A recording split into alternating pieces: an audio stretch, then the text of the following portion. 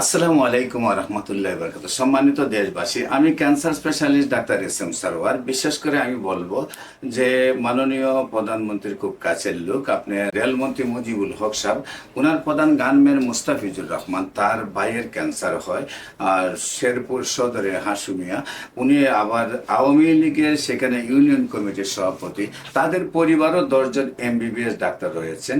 সেই হাসুমিয়ার ক্যান্সার হওয়ার পরে বাংলাদেশ, ইন্ডিয়া এবং সিঙ্গাপুরে চিকিৎসা করেও তিনি সুস্থ হন না। আমার কাছে যখন নিয়ে আসছেন, একেবারে দেখা গেছে তার সমস্ত মানে শরীরটা একেবারে ফুলে রয়েছে এবং 4-5 জনে ধরে নিয়ে আসছেন, একেবারেই মরণাপন্ন অবস্থা। আমি তার গায়ে দেখি যে একটি কাপড়ের কাপড় উনি নিয়ে আসছেন। আমি জিজ্ঞাসা করলাম, এই সাদা কাপড়টি কি?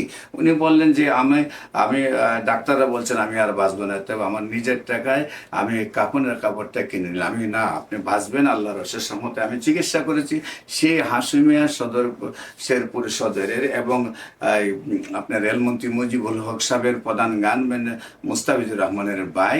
তিনি আল্লাহর রহমতে আজকে 2 যুগ ধরে সুন্দরভাবে সুস্থ আছেন। বিশেষ করে আমি বলবো, ক্যান্সার হলে আনসার নেই, সেই কথার কোনো ভিত্তি নেই। আপনারা ক্যান্সার হলে গণস্বাস্থ্য হোমিওর চিকিৎসা নিন, সুন্দরভাবে সুস্থ থাকুন। সবাইকে ধন্যবাদ। আসসালামু আলাইকুম রহমতুল্লাহ বরকাত।